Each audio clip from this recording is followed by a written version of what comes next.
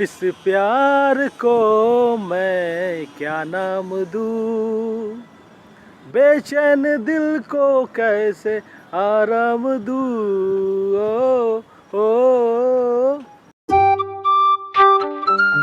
হে WhatsApp guys, Sukhdev, তোমরা যে সুখদেব মন্ডল ব্লগসে সবাইকে নতুন বছরের অনেক অনেক অনেক শুভেচ্ছা, ভালোবাসা। হ্যাঁ, 2023-এ যে ভুলগুলো তোমরা করেছো সেগুলো সংশোধন করে নিয়ে লক্ষ্য পূরণে এগিয়ে চলো। হ্যাঁ, যে লক্ষ্য পূরণে দেখবে বাধা বিপত্তি আসে না, কষ্ট থাকে না, আঘাত থাকে না, সেই লক্ষ্য পূরণে কোনো মজা নেই। আর সেই লক্ষ্য পূরণ হলেও সেই কদর থাকে না। তাই লক্ষ্য স্থির রাখো আর অনুভূতিগুলোকে ভুলো না। নতুন বছরে আমি একটা গল্প লেখার চেষ্টা করেছি, তো নিশ্চয়ই ভালো লাগবে। খুব রোমান্টিক শর্ট স্টোরি। যদি তোমরা ভালো রেসপন্স করো, ভালো লাইক কমেন্ট করো, তাহলে কোনো একদিন শর্ট ফিল্মের আকারে আসবে। মন দিয়ে গল্পটা শুনবে, খুব ছোট গল্প। কেমন হলো নিশ্চয়ই তোমরা কমেন্টে জানাবে, আশা করছি। গল্পটা মন দিয়ে শোনো। গল্পের নাম ফুল গাছ ও ছেলেটির গল্প। ছাদের উপর একটি ফুল গাছ ছিল। গাছটিতে একটি সুন্দর ফুল ফোটে। ছেলেটি গাছটার প্রেমে পড়ে যায়। একদিন থাকতে না পেরে গাছটিকে ছাদ থেকে নিজের ঘরে নিয়ে চলে আসে। গাছটিও যে অখুশি ছিল তা কিন্তু নয়। কয়েকদিন যায়, গাছটির প্রতি ছেলেটির ভালোবাসা বৃদ্ধি পায়। সেই প্রয়োজনের তুলনায় গাছটিতে বেশি জল দিতে থাকে, কিন্তু প্রতিকূল পরিবেশের কারণে গাছটি নিস্তেজ হতে থাকে। ছেলেটির মন খারাপ হয়। ছেলেটি তার ভালোবাসায় এতটাই মগ্ন ছিল যে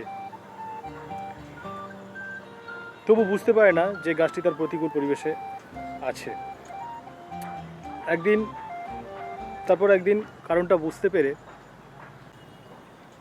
গাছটিকে তার আগের জায়গায় অর্থাৎ ছাদে রেখে দেয়। গাছটি আবার সতেজ হয়। দুজনের প্রতি ভালোবাসাটা থেকে যায়। ছেলেটি ভাবলো গাছটি ঘরে থাকলে তাকে একা আনন্দ দিতে পারবে, আর ছাদে থাকলে অনেককে।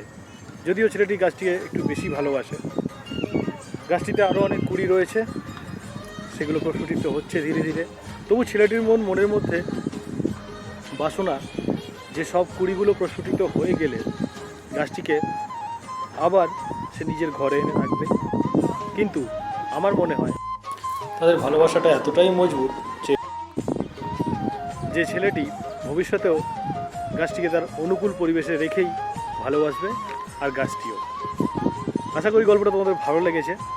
যদি ভালো লাগে অবশ্যই কমেন্টে জানিও, লাইক করো, আর চ্যানেলে নতুন হলে অবশ্যই সাবস্ক্রাইব করো। সবাই ভালো থেকো, সুস্থ থেকো, নতুন বছর খুব ভালো করে কাটাও, আর নিজের লক্ষ্য পূরণে এগিয়ে চলো। মনে রাখবে, লক্ষ্য পূরণে বাধা বিপত্তি আসবেই, কষ্ট আঘাত আসবেই, তবু লক্ষ্য স্থির রাখতে হবে। সবাই ভালো থাকো, সুস্থ থাকো, অসহায় মানুষের পাশে থাকবে। আজকের মতো বাই।